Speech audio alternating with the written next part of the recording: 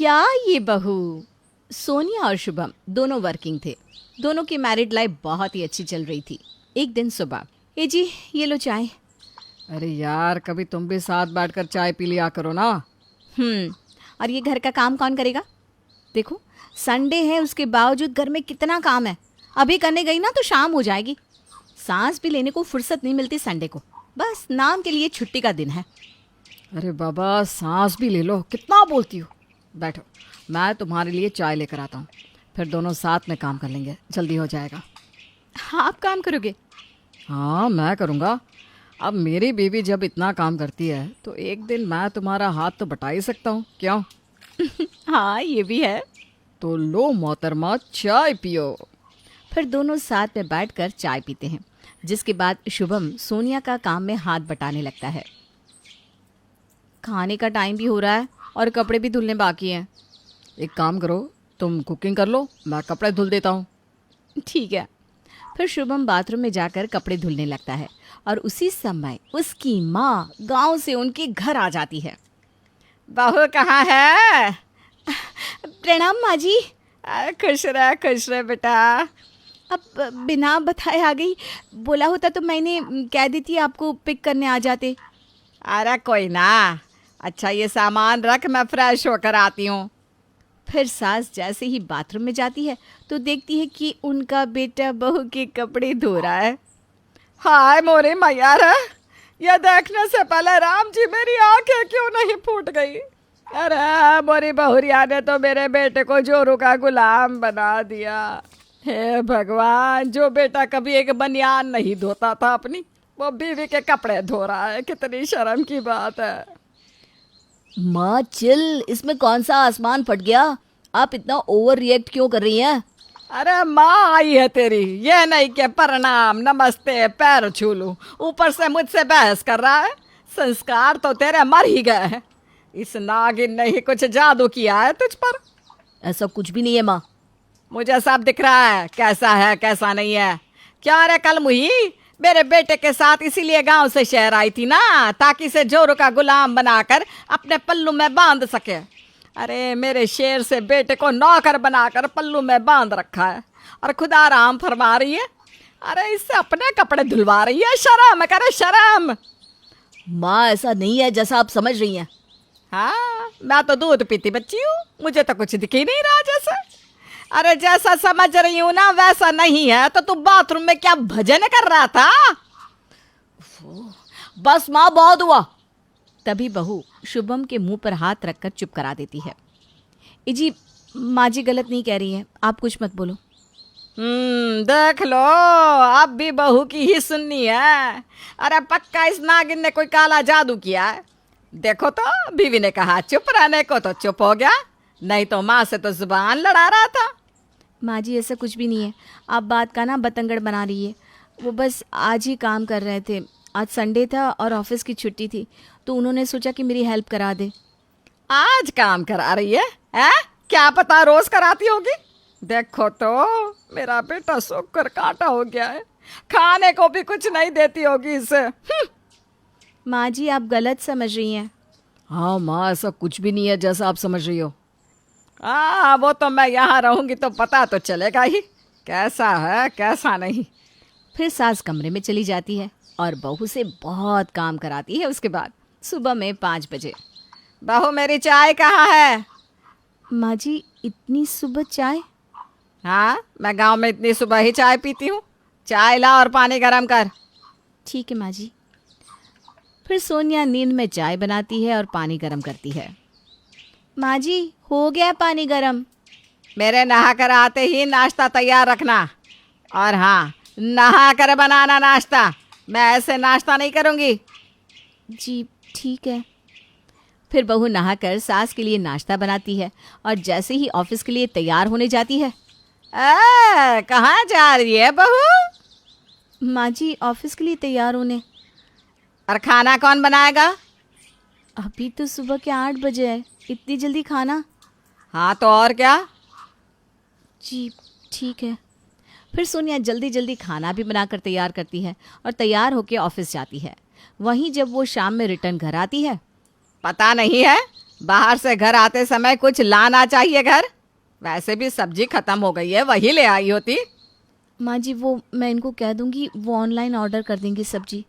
देख लो काम चोरों को, हो गई ना काम चोरी शुरू।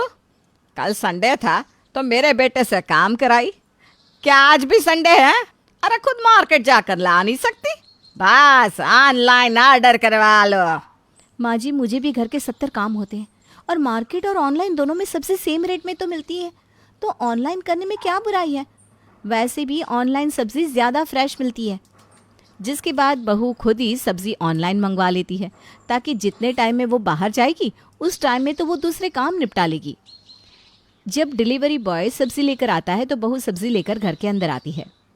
बड़े बुजुर्गों की तो बात का कोई मान ही नहीं है आजकल, बस काम चोरी करवा लो। बहू बिना कुछ बोले अपने काम में लग जाती है और जैसे ही सारा काम करके आराम करने जाती है, आज की बहू है, जरा सा काम क्या कर ले, ऐसा लगता है एहसान कर ली। अब महारानी को कमर सीधी करनी है, हैं? पुरानी बहुएं थी, घर का काम निपटा कर सास की सेवा में लग जाती थी। आज की बहुओं से पति की सेवा नहीं होती तो सास की सेवा क्या खाक करेगी। वहीं कमरे से शुभम सारी बातें सुन रहा था। नहीं आप कुछ नहीं बोलूँगी, मैं जाती हूँ। सोनिया सास के पास जाकर कहती है, लाइए माँ जी मैं आपके सर में तेल लगा देती हूँ। अरे बोलने के बाद जब काम करो तो क्या ही फायदा, रहने दे। हाँ। लाओ ना माँ जी, लगा दे रही हो ना। वहीं सर में तेल लगाने के बाद, आजकल लोगों को जितना काम कहो उतना ही होता है, अगर एक्स्ट्रा कर देंगी तो छोटी हो जाएगी ना। ये नहीं कि सास बूढ़ी हो गई है, हाथ पैर दर्द होते होंगे, ज़रा सा दबा भी दे।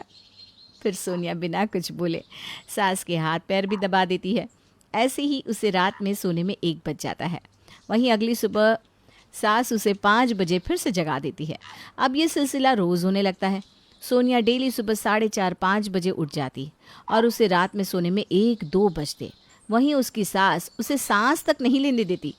वो घर का बाहर का सारा काम अकेले करती।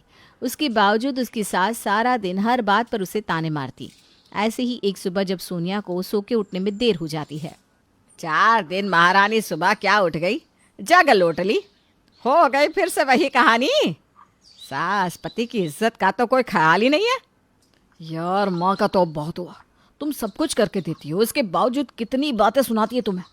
मुश्किल से 4 घंटे भी नहीं सो पाती हो तुम, ऐसे में तो तबीयत खराब हो जाएगी ना। आप चिंता ना करो, कुछ नहीं होगा। और माँ को आप कुछ मत बोलो वरना फिर से लंबा चौड़ा लेक्चर देंगी। उतने में मैं कुछ काम ही कर लूँगी, आप करोगे तो वैसे भी मुझे ही सुनाएंगी वो। हुई सुबह या मुझे ही काम करना पड़ेगा? नहीं नहीं माँ जी, आ रही हूँ मैं।